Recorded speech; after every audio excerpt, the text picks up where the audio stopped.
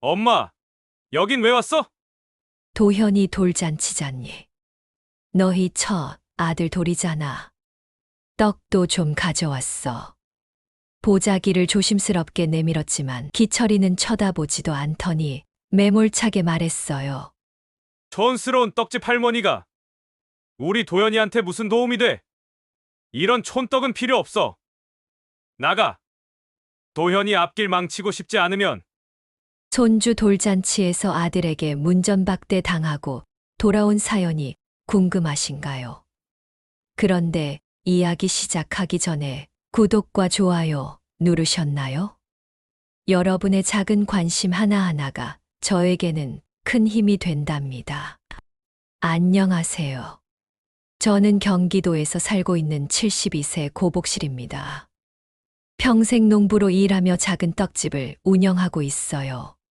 제가 먹고 싶은 거, 입고 싶은 거 내려놓은 지 오래됐고, 그저 아들 하나 좋은 거 입히고, 맛있는 거 먹이며 키웠습니다. 관절염 때문에 무릎이 욱신거렸지만, 오늘만큼은 참고 떡을 만들어야 합니다.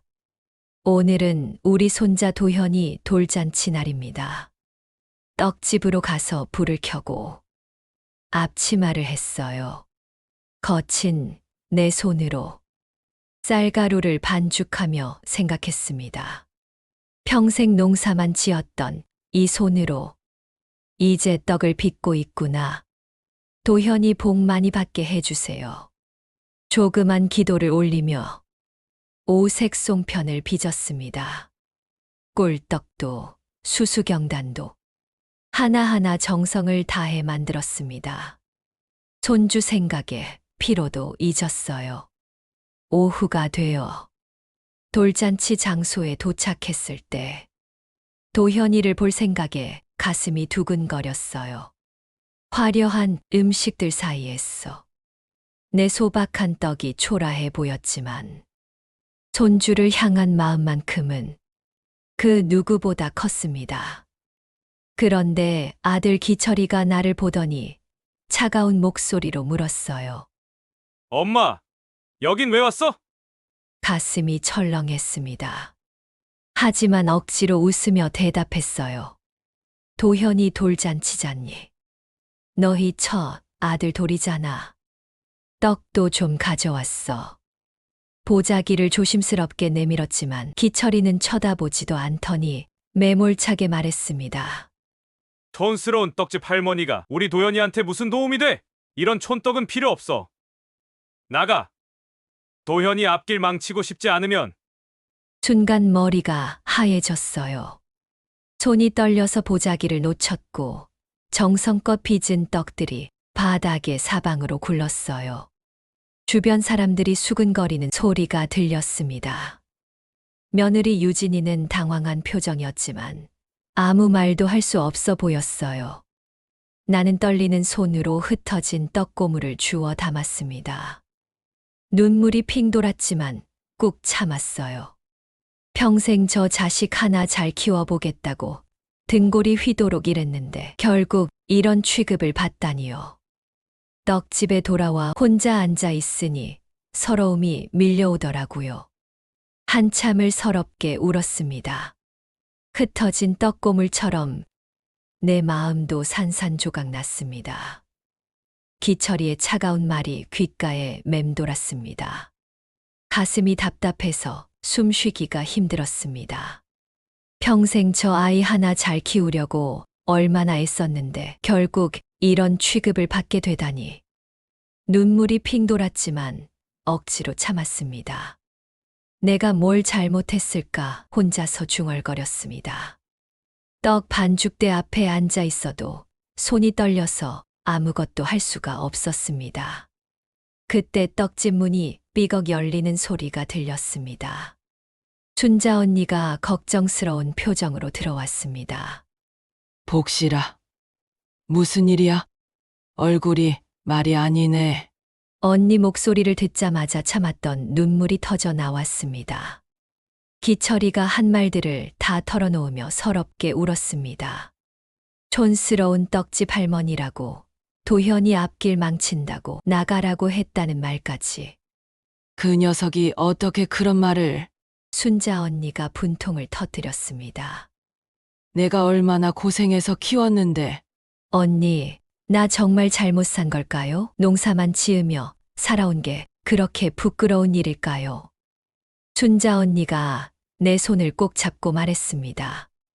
복실아. 그런 소리 하지 마. 내 떡 맛은 이 동네에서 최고야. 아니, 세상에서 제일 맛있어. 젊은 사람들도 너희 떡 먹고 감탄하잖아. 하지만 기철이가 기철이가 뭘 알아? 지금 힘드니까 화풀이 하는 거야. 내가 기죽을 일 없어. 언니가 내 등을 토닥이며 위로해 주었습니다. 따뜻한 손길이 얼마나 고마웠는지 모릅니다.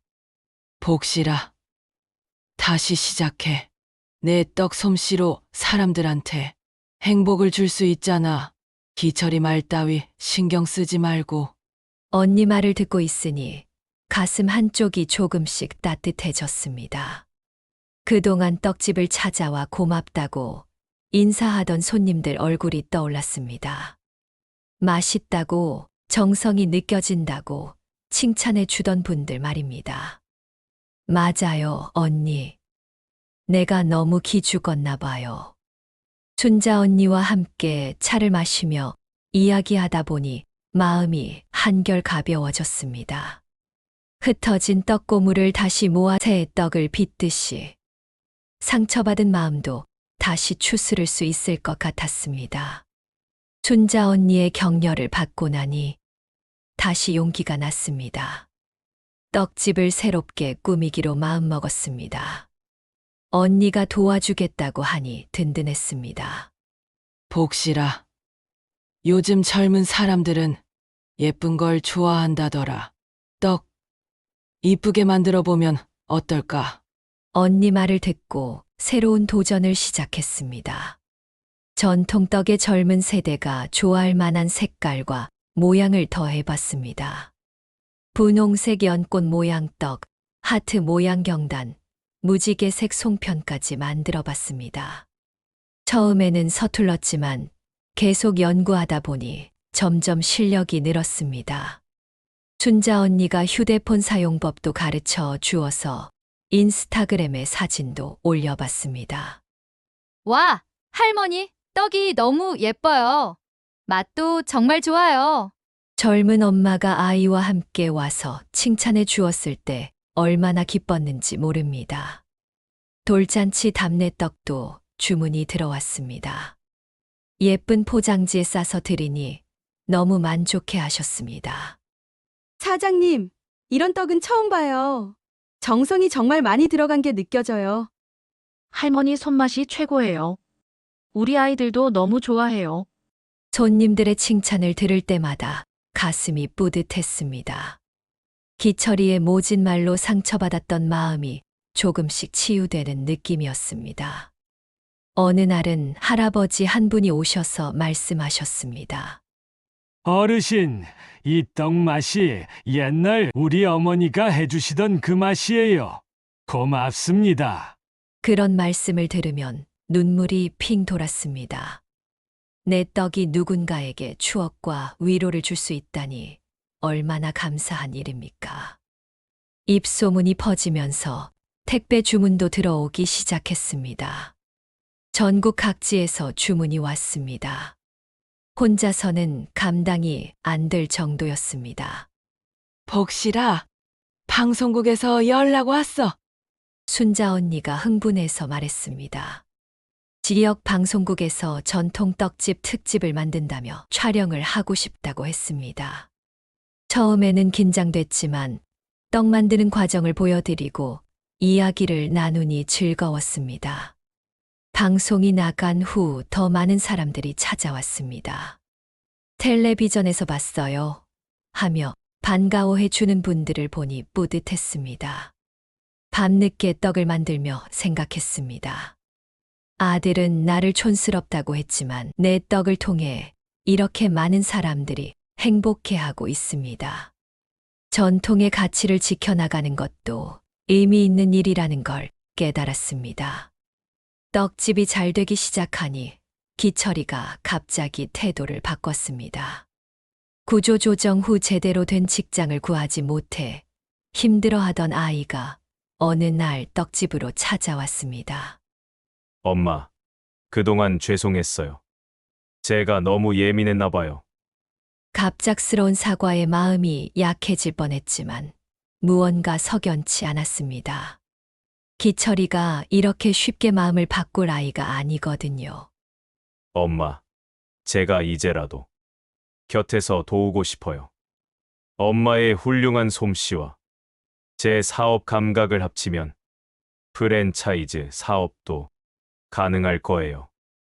프랜차이즈. 네, 전국의 복실이네 떡을 알려보는 거예요. 엄마 혼자서는 한계가 있잖아요. 말은 그럴듯했지만 뭔가 찜찜했습니다. 돌잔치 때 그렇게 모멸을 주던 아이가 갑자기 이런 말을 하니 믿기 어려웠습니다. 천천히 생각해 볼게. 엄마, 기회를 놓치면 안 돼요. 지금이 적기예요. 기철이가 자꾸 재촉했지만 선뜻 마음이 내키지 않았습니다. 며칠 후 유진이가 조심스럽게 찾아왔습니다. 평소와 달리 표정이 어두웠습니다. 어머니, 혹시 시간 있으세요? 그럼 차라도 한잔 하자. 유진이가 망설이다가 입을 열었습니다. 어머니, 기철 씨가 요즘 이상해요. 자꾸 떡집 운영에 대해 물어보고 거래처 연락처를 알아내려고 해요. 거래처 연락처를? 네. 그리고 어머니가 개발한 떡 레시피도 자꾸 물어봐요. 혹시 무슨 꿍꿍이가 있는 건 아닐까 걱정돼서요. 유진이의 말을 듣고 불안해졌습니다. 역시 내 예감이 맞았습니다. 유진아, 고마워. 내가 알려줘서. 어머니, 조심하세요. 기철 씨 표정을 보니까 뭔가 계획이 있는 것 같아요. 그날 밤 잠이 오지 않았습니다. 아들이 내 등에 칼을 꽂으려 하는 것 같아 마음이 아팠습니다. 평생 저 아이만 믿고 살아왔는데 이제는 경계해야 할 대상이 된 걸까요? 다음 날 기철이가 또 찾아와서 더욱 강하게 프랜차이즈 이야기를 꺼냈습니다. 엄마, 망설이면 다른 업체가 먼저 할 거예요. 지금 결정하세요. 기철아, 엄마는 아직. 엄마는 사업을 모르잖아요. 저를 믿어보세요. 아들의 재촉하는 모습을 보니 더욱 의심스러웠습니다. 과연 이 아이가 진심으로 저를 도우려는 걸까요? 아니면 다른 속셈이 있는 걸까요? 유진이의 경고를 듣고 더욱 조심하게 되었습니다. 떡집 운영에 관한 중요한 정보들을 따로 보관하고 기철이가 물어봐도 대충 얼버무렸습니다. 그런데 며칠 후 충격적인 일이 벌어졌습니다. 단골 거래처에서 전화가 왔습니다. 사장님, 다른 업체에서 저희한테 연락이 왔는데 복실이네 떡과 똑같은 레시피로 떡을 만든다고 하더라고요. 혹시 아시는 일인가요? 가슴이 철렁했습니다. 설마 하는 마음에 더 자세히 물어보니 그 업체가 기철이와 연관되어 있다는 걸 알게 되었습니다. 기철아, 그날 저녁 아들을 불렀습니다. 네, 엄마. 내가 내 레시피를 팔아넘겼다며? 기철이의 얼굴이 순간 굳어졌습니다. 그러더니 뻔뻔하게 말했습니다. 엄마, 그게 뭐가 잘못됐어요? 어차피 엄마 혼자서는 한계가 있잖아요. 전 사업을 확장하려는 거예요. 내 허락도 없이. 엄마는 사업을 몰라요. 저를 믿고 맡기세요. 그 순간 모든 걸 깨달았습니다. 이 아이는 처음부터 내 떡집을 빼앗을 생각이었구나. 가슴이 무너지는 것 같았습니다. 기철아, 넌 내 아들이 맞니? 엄마, 과장하지 마세요. 가족끼리 뭘 그래요? 더 이상 참을 수 없었습니다. 다음 날 순자 언니와 유진이의 도움을 받아 법원으로 향했습니다. 내 아들과 법으로 싸우는 게 얼마나 마음 아픈 일인지 모릅니다. 어머니, 잘하셨어요. 이런 일은 분명히 해야 해요. 유진이가 내 손을 잡고 위로해 주었습니다. 며칠 후 기철이가 법적 처벌을 받게 되었다는 소식을 들었습니다.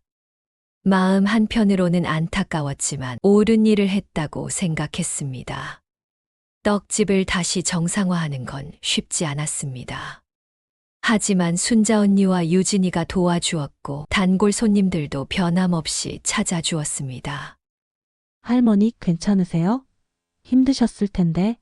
젊은 엄마가 걱정해 주었을 때 눈물이 핑 돌았습니다. 고맙습니다. 여러분 덕분에 다시 힘을 내게 되었어요. 어느 날 유진이가 도현이를 데리고 왔습니다. 이제 걸음마를 시작한 도현이가 제게 뛰어왔습니다. 할머니, 우리 도현이 어서 와. 도현이를 품에 안고 떡을 한 조각 주었습니다.